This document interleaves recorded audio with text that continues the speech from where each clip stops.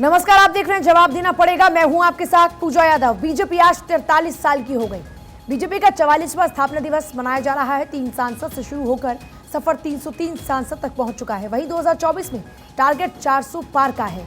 BJP के स्थापना दिवस पर आज प्रधानमंत्री मोदी ने कार्यकर्ताओं को संबोधित कर जोश भरा और आज इसी पर चर्चा होगी। हमारे साथ में खास पैनल रहेगा जो हमारे साथ में इस पूरे मसले को लेकर करेगा चर्चा। लेकिन उससे पहले आपको दिखाते हैं खास रिपोर्ट। अटल के दौरे से मोदी के युग तक, 2 सीटों से 300 पार के मुकाम तक, खिलता गया कमल, बढ़ी रफ्तार। सबसे बड़ी पार्टी, साल 2014 से केंद्र में सरकार। अंधेरा छटेगा और सूरज निकलेगा और कमल खिलेगा के संकल्प को लेकर आगे बढ़ने वाली भारतीय जनता पार्टी आज देश की सबसे बड़ी और दुनिया की सबसे लोकप्रिय पार्टी है। कभी दीपक चुनाव चिन्ह के साथ बना जनसंघ ही आगे चलकर कमल के फूल वाला दल बीजेपी बना। श्यामा प्रसाद मुखर्जी, दीनदयाल उपाध्याय, बलराज मधोक, केशव बलिराम, हेडगेवार के सिद्धांतों पर चलकर ही बीजेपी बनी।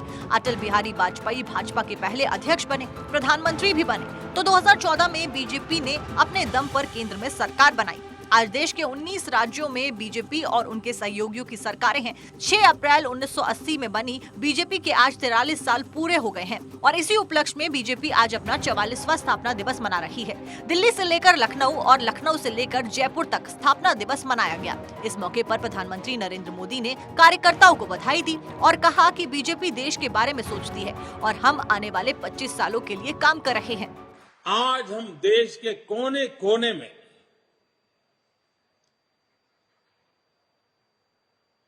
भगवान हनुमान जी की जन्म जयंती मना रहे हैं। बजरंग बली के नाम का घोष चारों तरफ गूंज रहा है।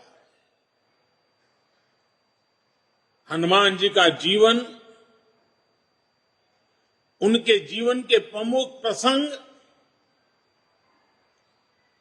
आज भी हमें भारत की विकास यात्रा में प्रेरणा देते हैं। भाजपा की स्थापना से लेकर आज तक जिन महान विभूतियों ने अपने खून पसीने से इस पार्टी को सींचा है, पार्टी को संवारा है, पार्टी को समृद्ध किया है, पार्टी को सशक्त किया है, देश के कोटि कोटि जनों की आवाज को बुलंद किया है, उन सभी को, छोटे से छोटे कार्यकर्ता से लेकर के वरिष्ठ पद पर से पार्टी की और देश की सेवा करने वाले सभी महानुभावों का मैं आज शीश झुका करके प्रणाम करता हूं। हमने राष्ट्र प्रथम, नेशन फर्स्ट के मंत्र को अपना आदर्श बनाया है। भाजपा ने लोकतंत्र की कोख से जन्म लिया। भाजपा लोकतंत्र के अमृत से पोषित है और भाजपा देश के लोकतंत्र को, देश के संविधान को मजबूत करते हुए समर्पण भाव से दिन रात देश के लिए काम कर रही है। स्थापना दिवस के मौके पर जेपी नड्डा ने कहा कि हर बूथ पर मजबूती से काम करना ही हमारी ताकत है। भाजपा का एक एक कार्यकर्ता देश की सेवा करने के भाव से काम करता है क्योंकि हम देश को ही परिवार मानते हैं। भारतीय जनता पार्टी को उत्कर्ष की स्थिति में पहुंचाने में आदरणीय प्रधानमंत्री मोदी जी का नेतृत्व ने पार्टी को एक लंबी छलांग लगाने में, यह हमारे लिए गौरव का विषय भी है, खुशी का विषय भी है। लेकिन हमें यहां पर यह संकल्प लेना होगा कि प्रधानमंत्री मोदी जी के नेतृत्व में हम एक पल भी बैठने वाले नहीं हैं और आज संकल्प लेते हुए पार्टी को आपके नेतृत्व में और आगे ले जाएंगे। इस बात को हम आगे बढ़ाना चाहते हैं। गरीब कल्याण की तो हमारे लाखों कार्यकर्ताओं ने लाभार्थियों से संपर्क करके लास्ट माइल डिलीवरी में पूरा योगदान कर सके और उसको समझ सके, इसमें हमारे कार्यकर्ता पूरी ताकत से लगे। हमने एक सुशासन, गुड गवर्नेंस के बारे में भी कहा और आपने कहा कि अंतिम व्यक्ति को, अंतिम पायदान पर खड़ा व्यक्ति को सरकार की लाभ कैसे पहुंच रहा है, इसको जानना चाहिए। आप यहीं नहीं रुके, आपने पार्टी को एक नया आयाम दिया सुशासन में। और आज मुझे खुशी होती है कि साल में 2 बार भारतीय शासित मुख्यमंत्रियों की बैठक। देखिए, पीएम मोदी ने एक बात तो स्पष्ट कर दी। उन्होंने कहा जहां पर चाह है वहां पर राह है। आपके सोचने का तरीका और आपका नजरिया सब कुछ बदल देता है। और ये जीत का मंत्र है 2024 के लिए, क्योंकि इस बार आंकड़ा 400 पार, इसी लक्ष्य के साथ भारतीय जनता पार्टी आगे बढ़ रही है। चर्चा की शुरुआत करते हैं। अजय वर्मा, प्रवक्ता कांग्रेस, जल्द हमारे साथ होंगे। संजय सरकार, नेता टीएमसी, हमारे साथ में। आलोक बच्चन, नेता बीजेपी। सर्वेश पाठक, राजनीतिक विश्लेषक के तौर पर हमारे साथ में इस वक्त है। प्रेम कुमार जी, वरिष्ठ पत्रकार, हमारे साथ में। अमित मिश्रा, कंसल्टिंग एडिटर, हमारे साथ में इस वक्त है। बीजेपी के साथ ही शुरुआत कर लेते हैं। आलोक जी, भारतीय जनता पार्टी ने शुरुआत की एक सिंगल गिनती से और अब नंबर 3 की डिजिट में आ चुकी है और आगे 400 पार के आंकड़े के साथ में भारतीय जनता पार्टी ने अपना लक्ष्य तय कर लिया है। आपको पूरा भरोसा है कि इस बार आंकड़ा 400 पार का ही होगा?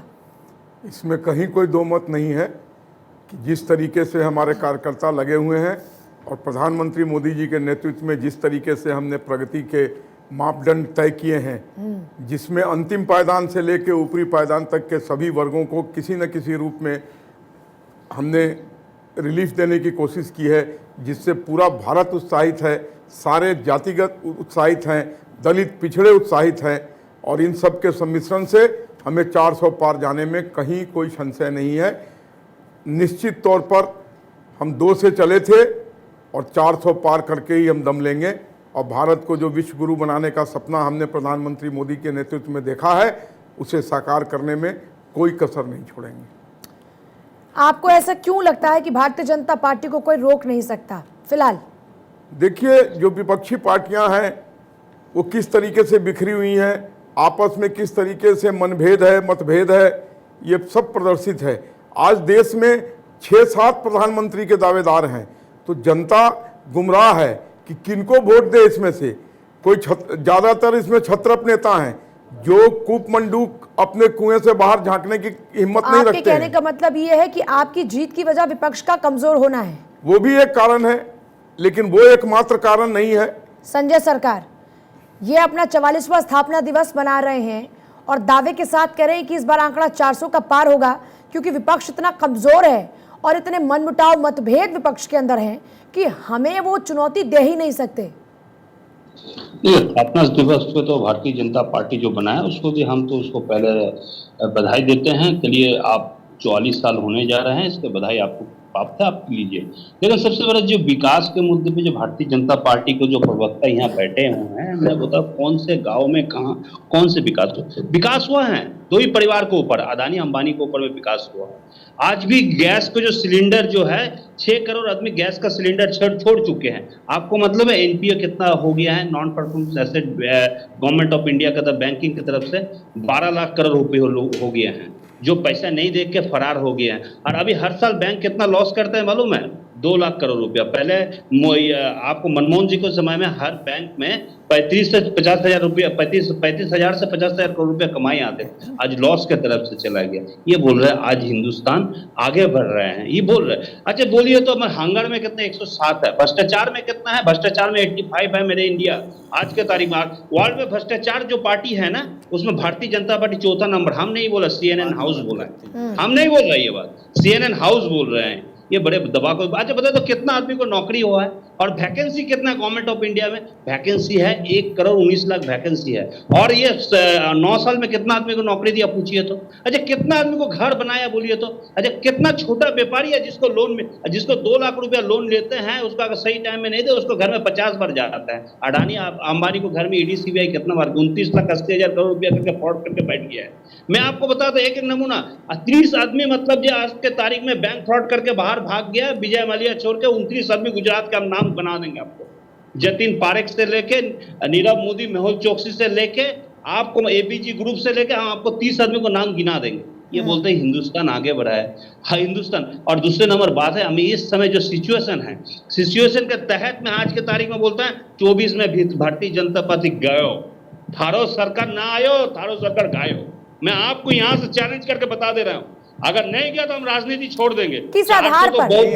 आधार क्या है? और क्या ये विपक्ष, आप जो विपक्षी दल का ताना छोड़ ही बाना है, दीजिए। वो एकजुट हो जाएंगे क्या? आधार है, आपको छोड़ना पड़ेगा, छोड़ ही दीजिए, अभी छोड़ दीजिए। देश का जनता भ्रष्टाचार से और महंगाई से, मैं आपके पास वापस लौट रही हूँ। भ्रष्टाचार की बात आप कर रहे हैं। हमने प्याज के दाम पर भी सरकारों को जाते देखा। करोड़ों मैं आ रही हूँ, रुपया आपके मिनिस्टर मैं आ रही हूँ, बाकी लोगों को भी जरा शामिल कर लेते हैं, बाकी लोगों को भी जरा शामिल कर लेते हैं। आलोक बच्ची, जितना बांग्लादेशियों को आपने बसा दिया आपने यहाँ, वो अपने आप में हिंदुस्तान में। आलोक जी एक सेकंड, आलोक जी, आलोक जी, के साथ क्या हुआ? आलोक जी एक सेकंड, निकले आलोक जी एक सेकंड, आलोक जवाब जी, दीजिए, किसके पैसे थे वो? आलोक जी उससे बड़ा नमूना शांत क्या हो है? जाइए एक सेकंड के लिए, जरा बाकी लोगों को भी शामिल कर लूं, फिर उसके बाद में पैनल में आपका ये और जो लोग तीखी भी नोक हैं, झोंक और बहस है लोग इस पर मैं को आऊंगी। अपनी बात रखनी पर अमित जी, प्याज पर हमने सरकारों को जाते देखा, अब विपक्षी पार्टियां पेट्रोल की बढ़ती कीमतें चीखती हैं, ये करप्शन की बात करती हैं, ये अडानी पुकारती हैं, ये इसके अलावा और तमाम विषय करप्शन का विषय करती हैं, ये लॉ एंड ऑर्डर की बात करती हैं, लेकिन फिर भी जनता बीजेपी पर एतबार करती है। यही तो सबसे बड़ी बात है। और आप देखें कि जिस तरह स्थापना दिवस 1980 में बनी हुई पार्टी और सने सने उनका विकास हुआ, 1984 में जब कांग्रेस ने इंदिरा गांधी की हत्या के बाद राजीव गांधी को 400 सीट इसी देश की जनता ने दिया था, उसमें भारतीय जनता पार्टी सिर्फ 2 सीटों पर थी। लेकिन वहाँ से जो क्रमशः विकास किया है और जिस तरह लालकृष्ण आडवाणी के नेतृत्व में एक रथ यात्रा चली भारत में, पूरे तरीके से उस रथ यात्रा का असर दिखा और एक बड़ी पार्टी के तौर पर भारतीय जनता पार्टी उभरती है। फिर सरकार बनती है, पहले 13 दिन की, फिर 13 महीने की, और फिर वो कंटिन्यू सरकार में आती है। तो लोगों का जो एक एतबार था वो कहीं ना कहीं एक प्रमुख विपक्षी दल भारत में ढूंढा जा रहा था, क्योंकि कांग्रेस मुख्य दल के तौर पर थी, राजनीतिक दल के तौर पर, और उसके इतर जो बात थी पूजा, वो थी थर्ड फ्रंट को लेकर। वो थर्ड फ्रंट की जयप्रकाश नारायण के नेतृत्व में, कभी राजनारायण जी के नेतृत्व में, तो ये सरकारें मतलब बनाने की कोशिश होती थी, बन भी जाती थी, गिर भी जाती थी। आपने उसके कई उदाहरण देखे होंगे, इंद्र कुमार गुजराल, वीपी सिंह, चंद्रशेखर जी, इन सब की सरकारें 1 साल चली, 6 महीने चली, गिर गई। तो लोगों का जो विश्वास था, लोग एक प्रमुख राजनीतिक दल के इतर एक और विपक्ष देखना चाहते थे।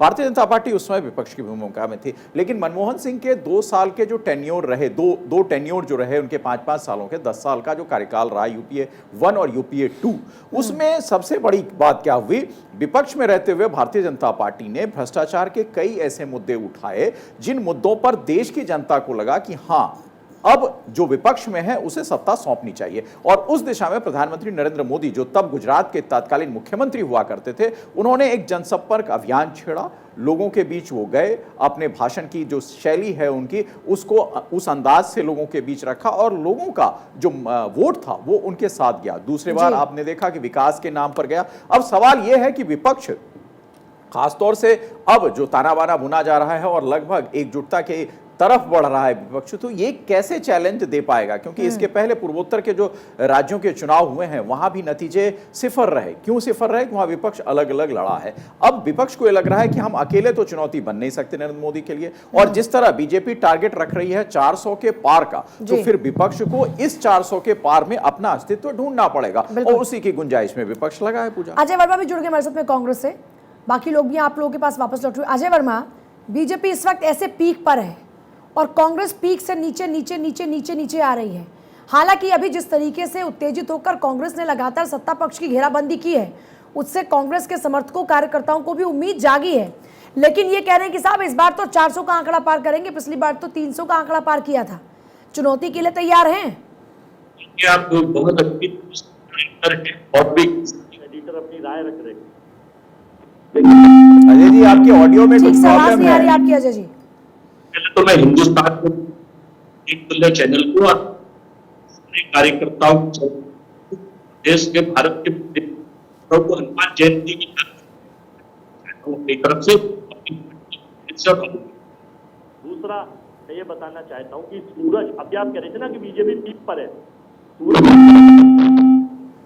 आपकी आवाज ठीक से नहीं आ रही, जरा टीम तब तक ठीक कर लें सब चीजों को, जो भी टेक्निकल प्रॉब्लम आ रही है। फिर अजय जी आपके पास वापस लौटूंगी मैं। सर्वेश पाठक, भारतीय जनता पार्टी ने अपनी राजनीति और अपनी रणनीति को बदला। 2014 के चुनाव में उसका असर देखने को मिला, 303 2019 में, और उसके बाद 300 से कम रहा, लगभग 285 का आंकड़ा था 2014 के चुनाव में। और इस तरीके से भारतीय जनता पार्टी लगातार आगे बढ़ रही है। आपका अपना आकलन क्या है? जिस तरीके से आज पीएम मोदी ने स्पष्ट कर दिया कि ये आपका थॉट प्रोसेस है जो तय करता है कि आगे आपकी परफॉर्मेंस कैसी होगी, फिर से ये जीत का मंत्र दे देना, ये कितना प्रभावी रहेगा 2024 के चुनाव में? देखिए पूजा जी, सबसे पहले बीजेपी के तमाम उन समर्थकों को और हमारे पैनल में जो प्रवक्ता महोदय बैठे हैं उनको बहुत बहुत हार्दिक शुभकामनाएं स्थापना दिवस की। रही बात दूसरी कि मैं अटल बिहारी वाजपेयी जी की कविता का एक लाइन बोलूँगा। उन्होंने लिखा था, हार नहीं मानूंगा, रार नहीं ठानूंगा। और वही हुआ कि 2 जब एमपी थे लोकसभा में तो उन पे हंसी उड़ाया गया। उसके बाद देखिए निरंतर उसमें प्रगति होती रही तो और एक वोट से उनकी सरकार भी गई। हंसी तो आज कांग्रेस की भी कांग्रेस की उड़ाई जा रही है और उसी सदन में उड़ाई जा रही है जहां भारतीय जनता पार्टी के तरफ से अटल बिहारी वाजपेयी जी ने जिक्र प्रधानमंत्री रहते हुए बात कही थी कि विपक्ष जितना मजबूत होता है लोकतंत्र में सत्ता उतनी मजबूत होती है। और एक उदाहरण मैं बताऊं सर्वेश जी आपको, बीजेपी ने अपने आप को मजबूत किया। नहीं, मैं उस पर आ रहा हूं, लेकिन जो आपने एक प्रसंग छेड़ा है मैं उसका भी जिक्र कर दूं। जिस दिन आतंकी वारदात हुई थी, मैं संसद में था और कवर कर रहा था। वाजपेयी जी ने को सोनिया गांधी विपक्ष की नेता थी, उनका फोन आया था और वाजपेयी जी ने मीडिया बाइट देते हुए कहा था कि जिस देश की विपक्ष की नेत्री सत्ता पक्ष और प्रधानमंत्री की इतनी चिंता करे, लोकतंत्र वहां कभी खत्म नहीं हो सकता। अब आप अपनी बात शुरू। आपका कहना सही है, लेकिन आपने देखिए 2 जो एमपी थे उसके बाद उन्होंने रुका नहीं, वो अपने आप को मजबूत किया। कांग्रेस की स्थिति आज कहां है और क्या है? देखिए भारत में 2 पार्टियां जो थी, राष्ट्रीय पार्टी थी और दोनों का एक वैचारिक अपना एक महत्व था। दोनों के जो आप देख लें कि आइडियोलॉजी अलग थी, लेकिन आजकल की जो पार्टी जो भी क्षेत्रीय क्षेत्र आए हैं उनकी आइडियोलॉजी देख लीजिए देश के लिए और क्या है। तो इनका अगर नहीं तो केंद्र की सत्ता नहीं, लेकिन मैं इसमें आपसे एक सवाल पूछना चाह रही हूं। अगर आप उनकी आइडियोलॉजी पर सवाल दाग रहे हैं तो इसका मतलब जितने भी रीजनल पार्टीज हैं, एक आंदोलन के जरिए उनकी उत्पत्ति हुई है। किसी भी राजनीतिक दल की उत्पत्ति किसी ना किसी आंदोलन या किसी ना किसी ऐसे ही विरोध के कारण से उत्पत्ति होती है। तो आप लोगों की जो नाराजगी उसकी वजह से उनका जो उत्पन्न होना है, आप लोगों पर ही सवाल दाग रहे हैं एक तरीके से। लोगों पे सवाल दाग, आप देखिए ना, खुद चंद्रबाबू नायडू कहां गए, बीएसपी का क्या हाल हो रहा है। उसी तरह लेफ्ट जो बंगाल में कभी 34 साल का शासन था, आज बंगाल में कहां चला गया। कांग्रेस भी बंगाल में थी, ममता बनर्जी के लिए उन्होंने वक्त की बात है ना। देखिए ये वक्त की बात है ना, एक पार्टी 2 पर थी, आज 303 पर है। और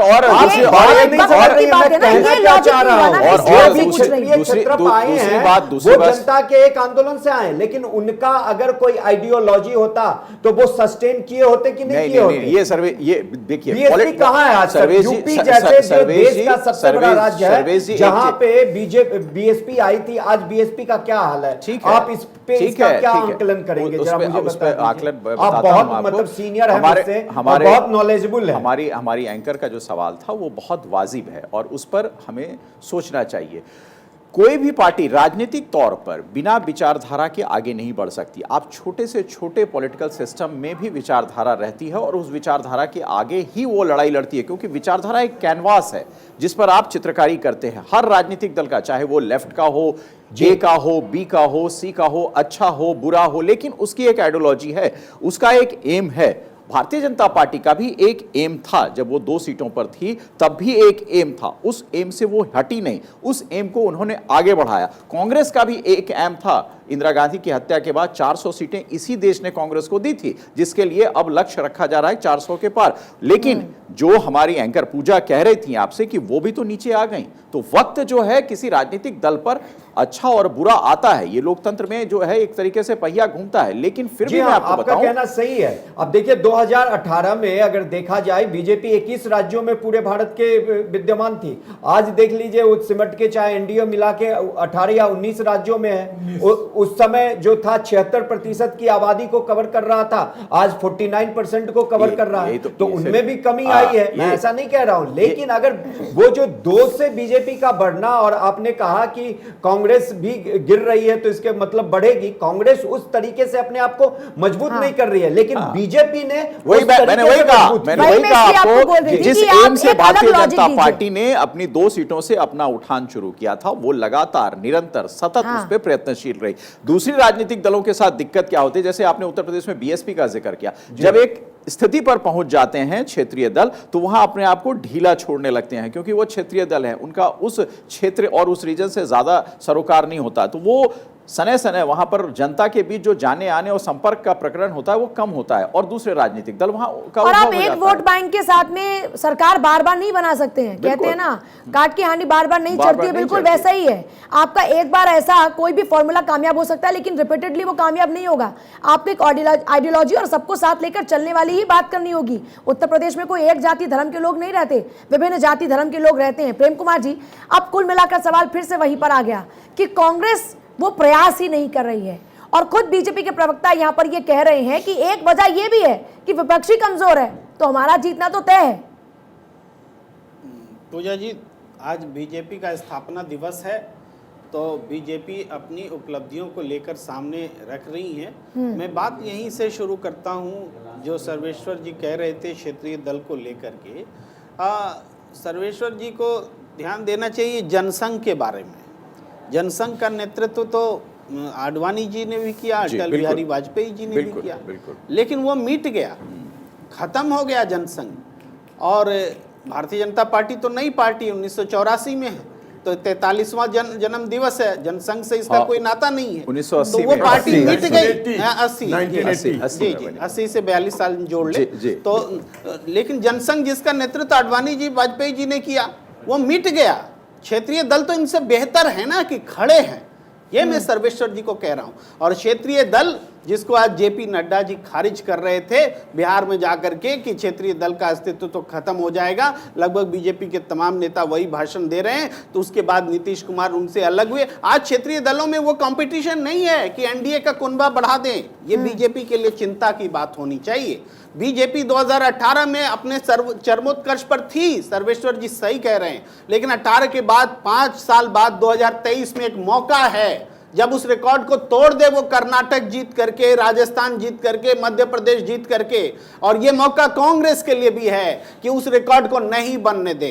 ये 2023 का ये महत्व है। वही तो बात है ना कि मौका तो है, लेकिन मौके पर कौन चौका मारेगा, कौन इसमें बेहतर पारी खेलेगा, उसके लिए तैयारी भी तो करनी पड़ेगी। And practice makes a man perfect. यहाँ पर प्रैक्टिस कौन कर रहा है? आप बिल्कुल सही कह रही हैं। हम ये कैसे मान लें कि विपक्ष की कोई तैयारी नहीं? हिमाचल प्रदेश कांग्रेस जीत के दिखाई है, कर्नाटक में सर्वेस बता रहे हैं कि कांग्रेस की अच्छे आसार हैं। लेकिन उसी गुजरात में जो पिछली बार का परफॉर्मेंस था उससे ज्यादा बदतर परफॉर्मेंस रही। और अगर आप हिमाचल की बात कर रहे हैं प्रेम जी, तो अगर बीजेपी राजस्थान में वही परिपाटी दोहरा दी गई, 5 साल कांग्रेस 5 साल बीजेपी, तो राजस्थान में बीजेपी आ जाएगी। हाँ, तो अगर छत्तीसगढ़ के वही होगा तो बीजेपी के जो टैली है उसमें इजाफा क्या मतलब बराबर ही हो जाएगी। एक अगर हिमाचल निकल गया तो राजस्थान आ जाएगा। मान ले हम छत्तीसगढ़ में नहीं आ पाती है, मध्य प्रदेश नहीं आ पाती है, कर्नाटक भी हार जाती है। हिमाचल में दूरी कितनी थी? 0.9%। एक ही फॉर्मूला वहां हमारे अगेंस्ट गया। सर हार तो हार है। पेंशन स्कीम की घोषणा कर दी। आलोक जी हार तो हार है। मैं फिर चाहे 1 से हो, चाहे 2 से हो, चाहे पॉइंट डेसिमल से हो, उसको आलोक जी मैं यहाँ भी बोलूंगा कि जरूर डिफरेंस पॉइंट 0.8% का है, लेकिन उससे पहले जो बीजेपी की लीड थी वो लीड मेकअप प्लस 0.8, यानी डिफरेंस और बड़ा हुआ। आपके वोट घटे और कांग्रेस के बढ़े, इसलिए उस हार को स्वीकार करिए। लोकतंत्र है, होता रहता है। दूसरी बात अमित सर, एक चीज मैं बोलना चाहूंगा, जो कर्नाटक का इलेक्शन हुआ था उसमें ठीक है बीजेपी सबसे बड़ी पार्टी बन के आई थी, लेकिन उसके बाद तुरंत 2019 में जब लोकसभा की चुनाव हुआ तो आप उसमें देखें 28 सीटों में से बीजेपी 25 सीटों पे, और उनका वोटिंग परसेंटेज सीधा 50% चला गया था। कांग्रेस वहीं पे जेडीयू एक सीट लेके आई थी।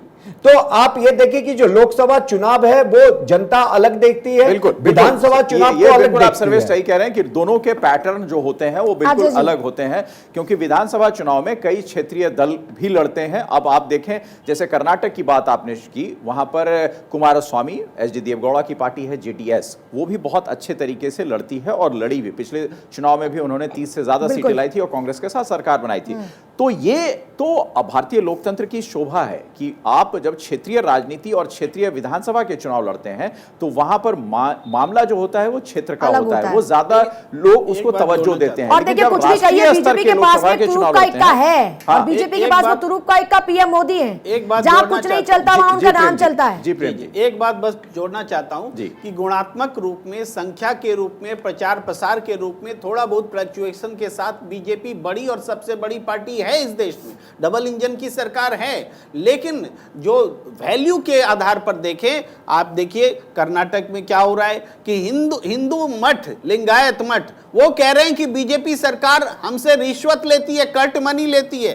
भाई हिंदुओं से बीजेपी सरकार कट मनी ले, ये बीजेपी के लिए बहुत बड़ा सवाल है। इसका जवाब कोई बीजेपी का नेता नहीं देते हुए दिख रहा है। सवाल ये है कि अब तो चुनाव में चली गई है पार्टियां, अब उसका जवाब वहां के लोग जनता दे देगी। और वहां के अजय जी लगातार काफी देर से बने हैं। अजय जी, सवाल ये है कि आज पीएम मोदी को आप लोगों ने भी सुना होगा और अपनी विपक्षी पार्टी को तो ध्यान से सुनना चाहिए। जिनसे मुकाबला हो उनकी तो हर रणनीति पर एकदम पैनी नजर होनी चाहिए। तो आज उनकी रणनीति को देखते हुए कांग्रेस की आगे क्या रणनीति रहने वाली है, चाहे कर्नाटक के चुनाव को लेकर हो, चाहे 2024 के लोकसभा चुनाव को लेकर हो, या फिर इसी साल होने वाले और राज्य के चुनाव को लेकर हो?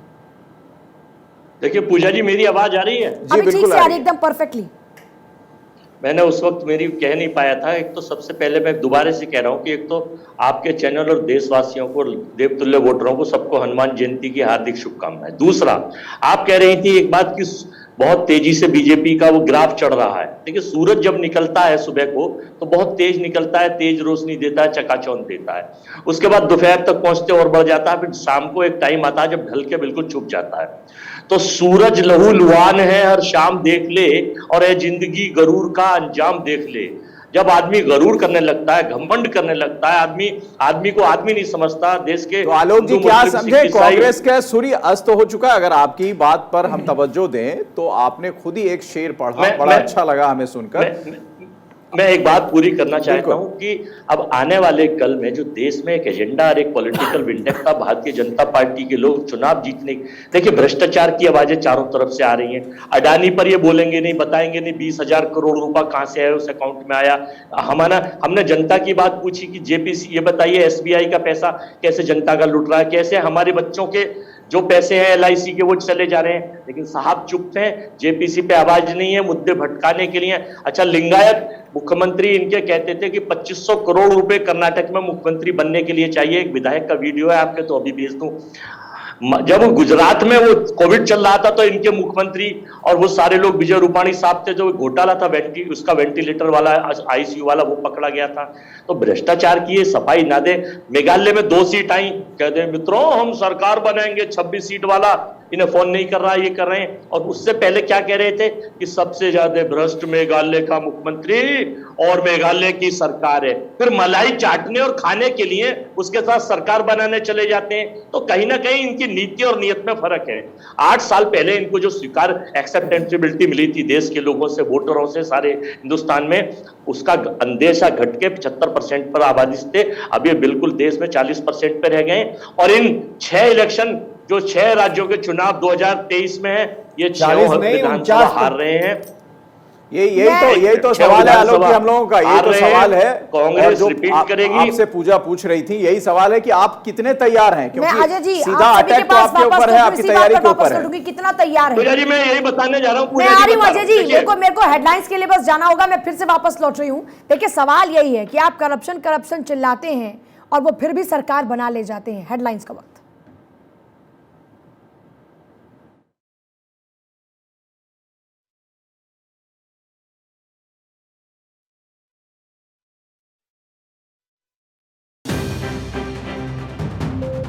हनुमान जयंती के मौके पर दिल्ली समेत पश्चिम बंगाल में जगह जगह सुरक्षा के पुख्ता इंतजाम। दिल्ली के जहांगीरपुरी में वीएचपी ने निकाली शोभा यात्रा। हिंसा के बाद कोलकाता, हुगली, बैरकपुर में केंद्रीय बलों की तैनाती।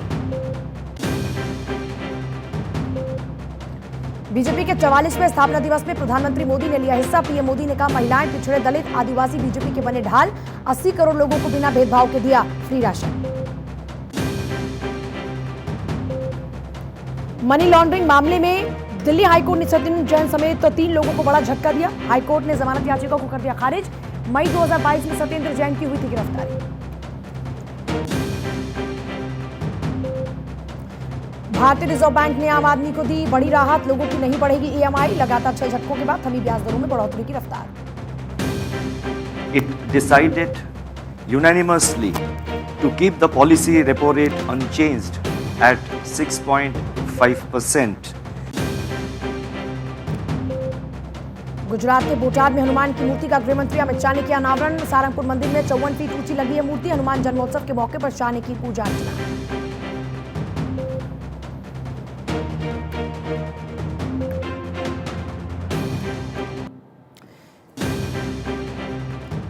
तो चर्चा पर फिर से वापस लौट रहे हैं अजय वर्मा। लगातार बनी अजय वर्मा जी, मैंने हेडलाइंस पढ़ने जाने से पहले कहा कि आप करप्शन चिल्लाते हैं और वो सरकार बना ले जाते हैं। इसका क्या जवाब है? आप करप्शन की बात कीजिए, आप अडानी चिल्लाइए, आप जेपीसी करते रहिए, आप तमाम मुद्दों को उठाते रहिए, लेकिन उसके बावजूद क्या जनता ने 2019 में उनको और पिछली बार की बजाय बड़ी जीत दी। इस बार फिर से ये कह रहे हैं कि साहब पिछली बार की जीत तो कम थी, इस बार तो उससे भी बड़ी जीत होगी। आंकड़ा 400 पार। अजय वर्मा चलिए, शायद आवाज उन तक नहीं पहुंच रही है, लेकिन आलोक जी आप बात सुन रहे हैं लगातार कांग्रेस के प्रवक्ता की। वो कह रहे हैं कि साहब ऐसे तो नहीं है कि आपके वोट परसेंटेज में इजाफा हुआ। ठीक है, वोट परसेंटेज नीचे आया है, हम भी इस चीज़ को मानते हैं, लेकिन हम सफ़र में और मेहनत करने वाले लोग हैं। हम जुट गए हैं इस कवायद में कि इसको कैसे आगे बढ़ाया जाए। और रही बात ये कांग्रेस की, तो इनके शासनकाल में 482 अरब डॉलर का घोटाला हुआ था। आज तक उसका जवाब तो ये दे नहीं पाए। और जितने स्कैम इनके समय में हुए हैं, अगर वो मैं गिनाना चालू करूं तो बहुत टाइम लग जाएगा। दूसरी बात, इनके जितने भी शीर्ष के नेता हैं, स्टार्टिंग फ्रॉम सोनिया गांधी, सबके सब किसी न किसी केस में बेल पर हैं। तो ये कौन सी कवायद कर रहे हैं? इनको कौन से विपक्षी लोग मान रहे हैं? इन्होंने इतनी लंबी पिकनिक यात्रा निकाली भारत जोड़ो की, एक भी विपक्ष का आदमी उसमें शामिल नहीं हुआ और अकेले इनमें दम नहीं है कुछ करने का। तो ये तो हमारी राह आसान कर रहे हैं। तो क्या आलोक जी, अगर विपक्ष एक साथ हो जाता है तो आपके लिए राहें मुश्किल होंगी? ये इस बात का राहें मुश्किल नहीं होंगी, लेकिन कुछ टक्कर सा लगेगा कि हाँ कुछ है, मैच में कुछ दम है। अभी वॉक ओवर टाइप से है। अभी एक मिनट, कांग्रेस प्रवक्ता अजय वर्मा कुछ कहना चाह रहे हैं, उनको सुन लेते हैं। जी बोलिए अजय जी। देखिए, मैं आपको, मेरी बात अधूरी रह गई। मेरे ज्ञानी मित्र राजनीतिक सलाहकार बैठे हुए हैं, ये बता रहे हैं अभी। देखिए, मैं आपसे ये बताना चाहता हूँ, इस देश में इस वक्त आप सत्ता कर रहे हैं, सत्ता करिए, लेकिन लोगों को जवाब दीजिए। वर्ल्ड हैप्पीनेस इंडेक्स में देखिए आप कहां से कहां पहुंच गए। वर्ल्ड हंगर इंडेक्स में आप देखिए जिक्र है, हम पाकिस्तान से नीचे हैं, तो पाकिस्तान की क्या हालत है आप उसका। लेकिन अजय जी, सवाल ये है कि इस बात को क्योंकि समय कम मिल रहा है, मैं 30 सेकंड में खत्म कर रहा हूं। देखिए, अब हम देश के माननीय प्रधानमंत्री से पूछना चाहते हैं, 4-5 सवाल है, कोई भी बताएं। चाइना को लाल आंख कब दिखाएंगे? अरुणाचल में चाइना घुस गया है, 15 जी के स्थान बता रहे हैं। मैं नहीं कह रहा, विदेश मंत्रालय स्वीकार रहा है, विदेश मंत्रालय उस पर स्टेटमेंट दे रहा है। अडानी की संपत्ति और अडानी के 20,000 करोड़ और SBI और LIC वालों का जवाब आप देंगे नहीं। 2, जेपीसी कब कराएंगे? 3, राहुल गांधी के खिलाफ तो आपने कार्यवाही कर दी, हमारे राष्ट्रीय अध्यक्ष नेता के खिलाफ। अपने बयानवीर और माननीय नरेंद्र मोदी के खिलाफ उनके बयानों के आधार पर कब कार्यवाही होगी? ठीक है, कार्यवाही होगी। आलोक, आप इसका रेस्पॉन्ड कीजिए जो इनके आरोप हैं। सर, चौथा और पूछ लूं, फिर इनसे रेस्पॉन्ड ले लेना। चौथा और पूछ लूं। चौथा, देश के हालात ये हैं कि आपने वादा करा था कि 2022 में मित्रों हर व्यक्ति को घर मिलेगा, 25% को भी नहीं मिला। हर घर के में बिजली आ जाएगी, 2 करोड़ नौकरी देंगे, 15 लाख रुपए आएंगे, और देश गरीब अमीर बराबर हो जाएंगे। अडानी की पूंजी घट जाएगी, गरीबों की पूंजी बढ़ जाएगी। आलोक जी जवाब दे रहे हैं, आलोक जी से इसका जवाब ले रहे थे। आलोक जी जो अजय वर्मा कह कह रहे हैं, क्या आपको लगता है कि वो कहीं इस बात की सच्चाई है, या उनके जो आरोप हैं उस आरोप पर आपकी क्या प्रतिक्रिया हो? देखिए, शुरू से ये लोग महंगाई बेरोजगारी का जो एलपी है ये कितने दिन से बजा रहे हैं देश की जनता के सामने, लेकिन देश की जनता ने इनकी बातों को तजब्बो नहीं दी। महंगाई बेरोजगारी है कि नहीं ये भी बताइए जरा। है, महंगाई और बेरोजगारी है लेकिन कि जिस तरीके से वैश्विक स्थिति है उसमें डबल डिजिट में इन्फ्लेशन है पूरे विश्व में, उस स्थिति में यहां पर कितने कम स्तर पर 7 के लगभग बांध के रखा है नरेंद्र मोदी जी ने, ये अपने आप में एक अभूतपूर्व अचीवमेंट है। तो वैश्विक स्थिति का भी मूल्यांकन कीजिए। अगर आप इस देश में रहते हैं तो इस दुनिया में भी रहते हैं। इस पर यह तर्क भी है, जब रिसेशन का दौर आया था और जब महंगाई बेरोजगारी उस वक्त भी विषय बना हुआ था, तो ये भी तो यही बात दोहरा रहे थे कि वैश्विक मंदी है, पूरी दुनिया में रिसेशन का दौर है। तब तो आपने इनके खिलाफ मोर्चा खोला था ना, तो इनको भी तो अधिकार है आपके खिलाफ ऐसे ही मोर्चा खोले ना, लेकिन जनता विश्वास कहां कर रही है इनकी बातों का। तो आप ये कह रहे हैं जनता तो खुश है और ये कह रहे हैं जनता खुश है, यानी आप कहना चाह रहे हैं 2.5 करोड़ मकान बना के दे दिए, कह रहे हैं मकान ही नहीं बना के दिया किसी को, और हमने कोई जाति भेद नहीं किया, हर वर्ग को दिया है, राशन हर वर्ग को दिया है, आज तक दे रहे हैं। ये झूठ की दीवारें हैं। मैं आपको फिर बताना चाहता हूँ, $483 अरब का घोटाला है, उसका जवाब दे दीजिए ना।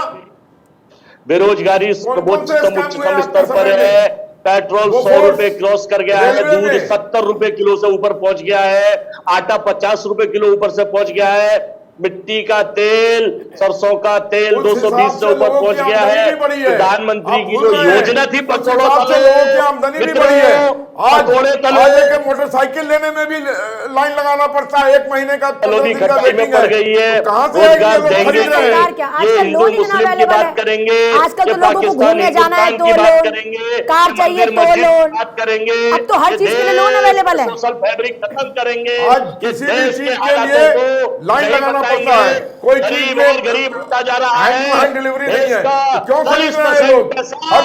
हर दूसरे आदमी के पास 10,000 का एंड्रॉइड फोन है और कह रहे हैं कि देश गरीब है। के पास है। आर्थिक असमानता की दर देख लीजिए, आर्थिक असमानता की दर देख लीजिए किस कदर खराब है। भारत सबसे ज्यादा भ्रष्टाचार देश की जनता इस पर आपका साथ नहीं देगी। आलोक जी, जनता आपका साथ क्यों दे रही है, किन कारणों से दे रही है? चरम पर है। आप क्या समझते हैं? आपने शुरू में एक बात कही, हमने जो 37 कल्याणकारी योजनाएं प्रधानमंत्री अडानी को 7 कंट्रियों में कैसे आपने काम दिलवा दिया, श्रीलंका में, जर्मन में, इजराइल में। अजय जी, एक बात तो सच है कि कांग्रेस के ऊपर जनता भरोसा नहीं कर पा रही है। अजय जी, ये कभी तो आप मानिए ना, एक सवाल नेतृत्व नहीं ढूंढ पा रही है कांग्रेस के अंदर जनता। देश विरोधी लोग हैं। अजय जी, जब आपके खुद खड़गे साहब ये कह चुके हैं कि कांग्रेस अपने दम पर तो सरकार नहीं बना सकती, अब कांग्रेस खुद ये बात मान चुकी है कि 2024 में इतनी ताकत अभी कांग्रेस के पास नहीं है। जब खुद राष्ट्रीय अध्यक्ष आपके इस बात को कन्फेस कर रहे हैं, तो फिर ये तो बोलेंगे ही ना आपके ऊपर। ऐसा क्या हो गया कि वो पार्टी जिसने सबसे ज्यादा राज किया, आज वो कांग्रेस पार्टी खुद दूसरों का मुंह ताक रही है कि साहब आ जाइए बीजेपी को रोकने के लिए।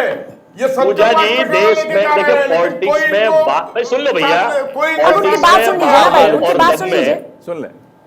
पॉलिटिक्स में बार में और लब में हर चीज संभव है, परिस्थिति समय बदलती रहती है।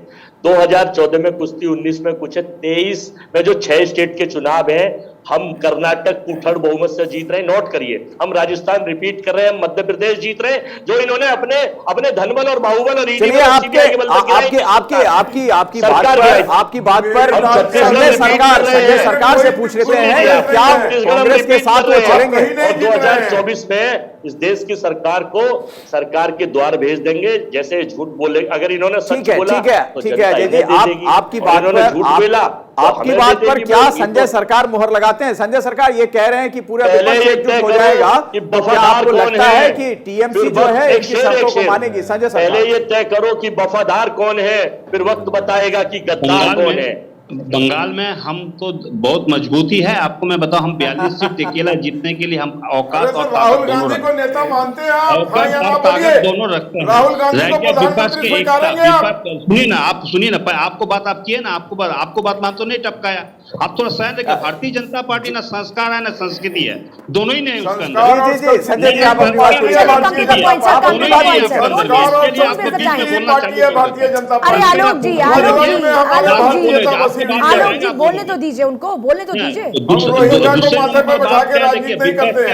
अगर राहुल जी नेतृत्व करते हैं, सोनिया जी नेतृत्व करते हैं, तो मैं उसको पूरा समर्थन देते हैं। रह गया चुनाव का माहौल के बारे में बात में, बंगाल में हम अकेला भारतीय जनता पार्टी को उखाड़ के फेंक देंगे। हम 2021 में हम दिखा दिए हैं इसको। तमाम जितना लीडर है, माइग्रेंट लीडर बंगाल में डेली पैसेंजरी किया, दिल्ली से आके हम उनको दिखा दिया।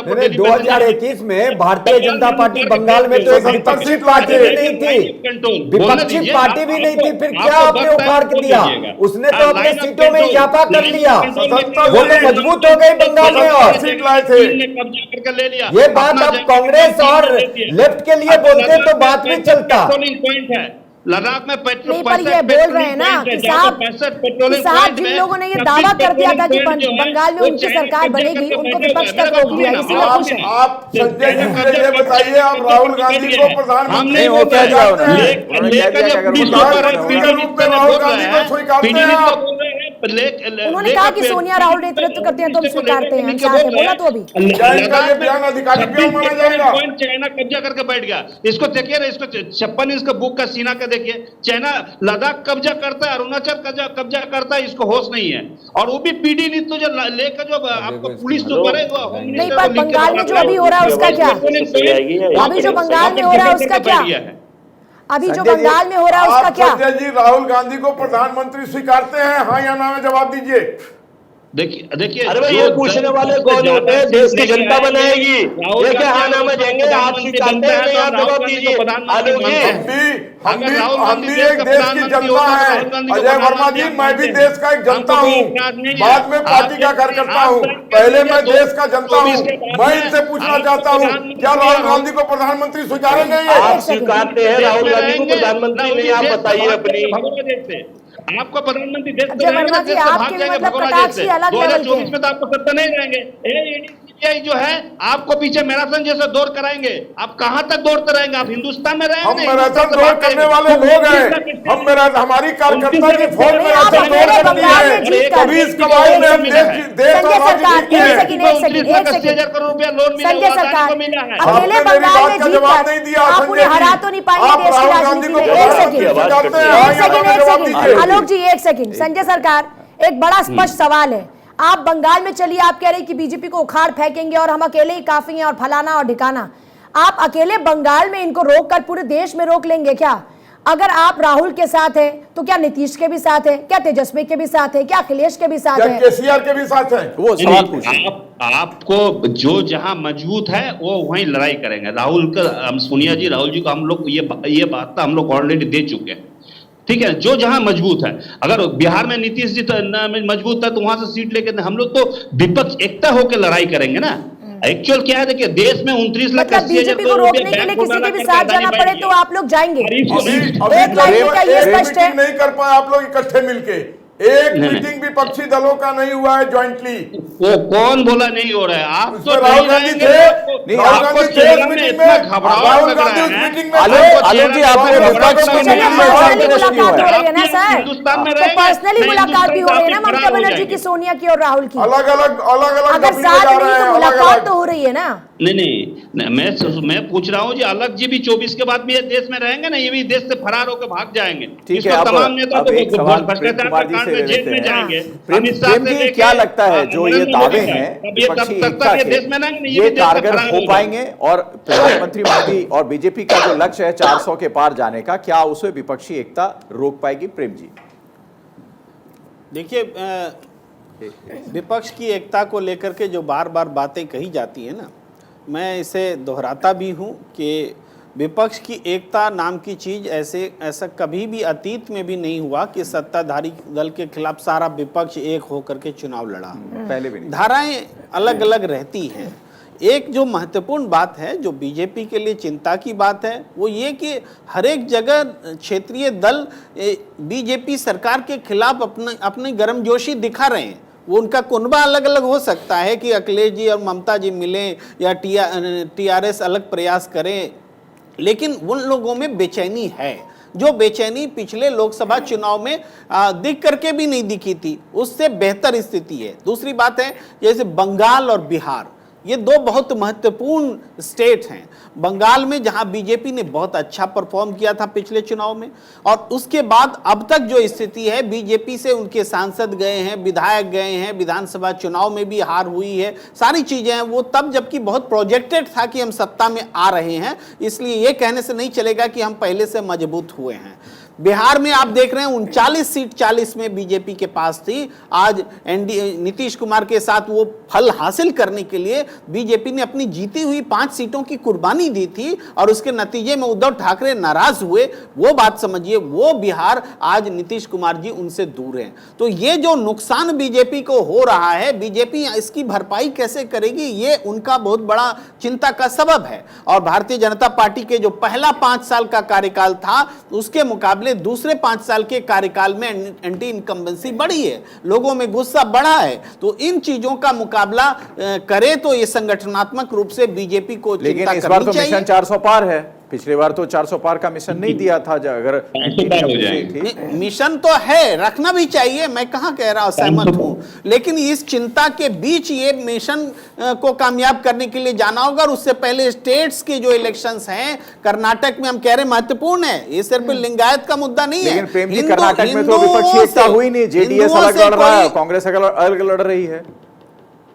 सवाल नहीं समझ पाए? मैंने कहा कर्नाटक में तो विपक्षी एकता दिखी नहीं ना, जेडीएस अलग लड़ रहे हैं, कांग्रेस अलग लड़ रही है। इस पॉइंट को समझना जरूरी है कि विपक्षी एकता कहां कारगर होती है, कहां नहीं होती है। आप देखेंगे कि बिहार में कारगर हो रही है, लेकिन बंगाल में अगर विपक्षी एकता होगी तो वहां सत्ता में टीएमसी है, वहां बीजेपी मजबूत होगी, वहां विपक्षी एकता बीजेपी को मजबूत करेगी। उसी तरीके से कर्नाटक में त्रिकोणात्मक संघर्ष में बीजेपी को कमजोर किया जा सकता है। अगर एकजुट होकर के लड़े तो वो प्रतिफल नहीं मिलेगा, ऐसी रणनीति है। पर क्या ये चुनाव जिताएगा कौन? हवा, परसेप्शन, या फिर संगठनात्मक तौर पर जुड़ाव? मुझे तो लगता है कि कर्नाटक में भारतीय जनता पार्टी अपने खिलाफ जो सेल्फ गोल करती रही है, करप्शंस के लगातार जो मामले हैं, और मैं फिर से दोहरा रहा हूं कि जो हिंदू मठ से हिंदूवादी पार्टी होने का दावा करने वाली बीजेपी अगर रिश्वतखोरी और कट मनी ले रही है, पूरे देश में ये खामोशी है, तो पूरे देश में ये संदेश जा रहा है कि आप हिंदू मठ को अगर नहीं छोड़ सकते, उनसे भी कमीशन लेंगे, तो आपके यहाँ भ्रष्टाचार इससे बड़ा और क्या उदाहरण होगा। तो अगर कर्नाटक में बीजेपी हारती है तो पूरे देश में इसका गलत मैसेज जाएगा। क्या आपको वाकई ये आपका आकलन है कि कर्नाटक का इतना बड़ा इंपैक्ट पूरे देश की राजनीति पर पड़ने वाला है? लेकिन उसके लिए फिर मैं एक बात दोहराऊंगी, जो सवाल है, बात है नेतृत्व की। कोई दूसरा नेतृत्व, जैसे जब भारतीय जनता पार्टी की उत्पत्ति हुई, जब भारतीय जनता पार्टी बनी, उसके बाद में भारतीय जनता पार्टी को विकल्प के तौर पर देखना सिचुएशन थी। अभी वो विकल्प है कौन? देखिए, ये विकल्प तो सामने होना चाहिए ना। इसका उत्तर जो है ना, ये विकल्प होना जरूरी नहीं होता है, ये इसका उत्तर है। उदाहरण में आप लाल कृष्ण आडवाणी जी तो विकल्प बन करके कई बार आए, कहां बीजेपी जीत करके सत्ता में आ गई। या बिना विकल्प के बीजेपी, बिना विकल्प के कांग्रेस ने अटल बिहारी वाजपेयी जैसे नेतृत्व को हरा दिया। राजनीति करने का तरीका बदला। हिंदुत्व के सहारे ही सिर्फ आपकी पॉलिटिक्स नहीं चल सकती। आपने देश को एक नया सपना दिखाया, वो सपना बिका, जनता ने उसको हाथों हाथ लिया, और आज भी जनता उसको आंखों में बिठाए बैठी है। आज भी देश की ज्यादातर जनता को ये लगता है के बाद कि पीएम मोदी ही उनका भविष्य सुनहरा कर सकते हैं, और किसी में क्षमता नहीं है। स्टेशन भी बिके, हवाई अड्डे भी बिके नियम तोड़कर, माइनिंग कंपनियां भी बिकी नियम तोड़कर, पोर्ट भी बिके नियम तोड़कर, नवरत्न कंपनी भी की नियम तोड़कर, तो पता नहीं क्या क्या बिक गया इस देश में। और उसके बाद भी आप कह रही है पूजा जी क्या बिके? बताइए, बिके या नहीं बिके? जवाब दीजिए आलोक जी, इस बात का जवाब पूजा क्यों देगी? पूजा भारतीय जनता पार्टी पे जिन सफेद हाथियों को आपने पाल रखा था, जिसपे करोड़ों रुपया हर महीने ड्रेन हो रहा था, नियम बदल कर आज एयर इंडिया को एयर इंडिया की क्या स्थिति है? एयर इंडिया 400 कोई खरीद रहा है, वो हटा दिया, आगे बढ़ रहा है, पीछे नहीं जा रहा है। एयर इंडिया में पहले लोग जाने से डरते थे, सफर नहीं करना चाहते थे। एक जीता जागता उदाहरण दे दिया है, 400 बोइंग का ऑर्डर दिया है, 400 बोइंग का। आप बात कर रहे हैं वो सफेद हाथियों को पाल के और वहां से पैसा गड्ढे में गिरता जाए हर महीने। क्या ये कबूल था? इन सफेद हाथियों को बेचने में ही फायदा था। तो कल तो आलोक बस कल तो फिर ऐसे सब कुछ बिकने वाला है, क्योंकि फिर तो आप सफेद हाथी बोलेंगे, क्योंकि ज्यादातर तो इसी तरीके का और दूसरी बात आलोक जी, जो नवरत्न कंपनी का वो तो प्रॉफिट मेकिंग कंपनियां थी। कर रहे हैं और ये जो बीजेपी की आईटी सेल की सीडी लाकर यहाँ पढ़ रहे हैं और जो बीजेपी के एजेंडे को चला रहे हैं, भूल जाएंगे जब आपके बच्चों की फीस जमा नहीं आप कर पाएंगे और गैस सिलेंडर नहीं ले पाएंगे और हवाई अड्डे पर जब आप 1000 रुपए देंगे। आलोक जी, टीवी पे बैठकर चर्चा परिचर्चा सरकार को डिफेंड करना बहुत अच्छा लगता है, लेकिन प्रैक्टिकल के तौर पर जब चला जाता है तो पांव के छाले सुनो, ये कांग्रेस वाले लोग हैं जो एक कंडीशन से नीचे नहीं आते हैं। बीजेपी जनता के साथ खेतों खलिहानों में जुड़ी हुई है, तभी हम आज 21 राज्यों में शासन कर रहे हैं और देश में विपक्ष की भी होती है, और इस बात को विपक्ष को भी समझना चाहिए, सत्ता पक्ष को भी। सभी का शुक्रिया।